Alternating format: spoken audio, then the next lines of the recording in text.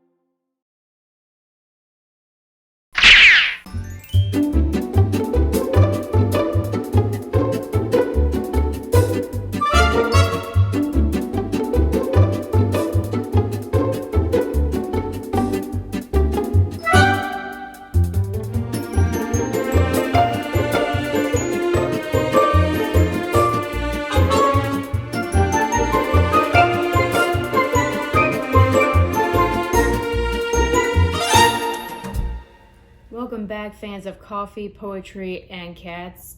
This is a place where we read poetry like it's 2023, but I often will dress like it's 200 or 300 years ago. There's legit cat hair on this right now. So today I am enjoying a roast called Southern Weather, and is roasted right here in Arkansas by a company called Onyx. And no, they did not pay me to say that, but they could pay me if they want to. A true story, when I was younger, I used to pronounce this word, oinks. What does a pig do? It oinks.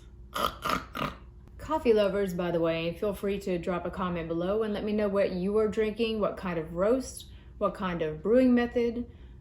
Share. So what poem do I have for you this time? Well, it's a poem called The Lesson, but we're going to do things a little bit differently. I don't want you to be distracted by my funny face, and I don't want you to be overthinking anything. So what we're going to do is I'm going to take you to some images and some video.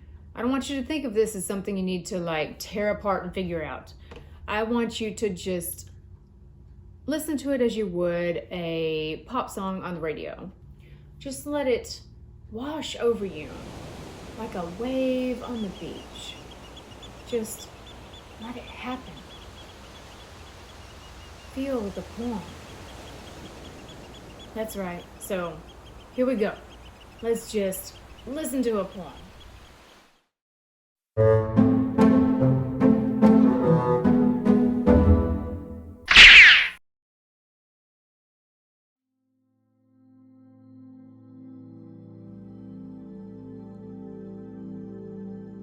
I lie in bed and watch my gray tabby as she sits in an open window, taking in the universe. My euphoric little feline is high on life as her eyes devour all things that are laid before her.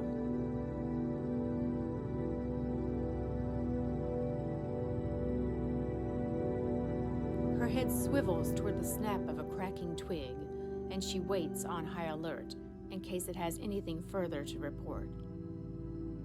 Several birds fly by, and it's an event, an air show just for her entertainment. A leaf falls from a high branch, and she watches it descend with the concentration of a person performing CPR, a life hanging in the balance. The nostrils of her rubber eraser nose flare and shrink as she savors each scent that floats on the wind. She makes the chirping and chuffing noises of a blissed-out creature, then slowly tilts her head backward and lifts her furry face to the sun in appreciation. Her contentment is total.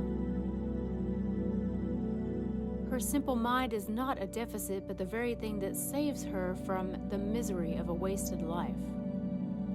What is there to worry about? She can't remember.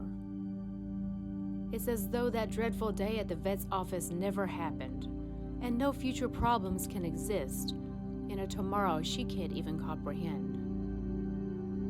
She is many things: beggar of treats, task interrupter, climber and shredder of curtains, constant gardener of the litter box, and sometimes a graceful yet somewhat vulgar ballerina, foot poised high above her head, exposing herself to polite company.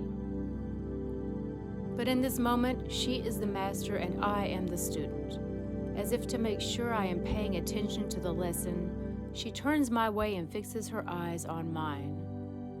Without speaking a word of my language, her eyes tell me this: mine is the path of adoration. Human, stop torturing yourself. Watch and learn the many ways in which I cherish this sweet existence. So that was The Lesson, a poem I wrote about one of my cats as I watched her looking out the window. And it's pretty basic, easy to understand, right? But more important than what the poem is about, how did it make you feel? Did you find parts humorous or heartwarming? Did it make you think about your own pet or an animal you used to love? Maybe an animal or even another person has taught you a lesson you would like to share in the form of a poem, or maybe even just a few lines. Even if you never show anyone, write about it. Write about whatever you feel. And please feel free to join me next time when I'll read another poem. And also, you know you want some more Muffin and Pooky action. Yeah, it's all about the cats. I wrote that poem about you. Do you like that? Want to say hello? Would you like a boop? Boop. Would you like a boop? Boop. Until next time, this is Jenn, your poetry mom, signing off.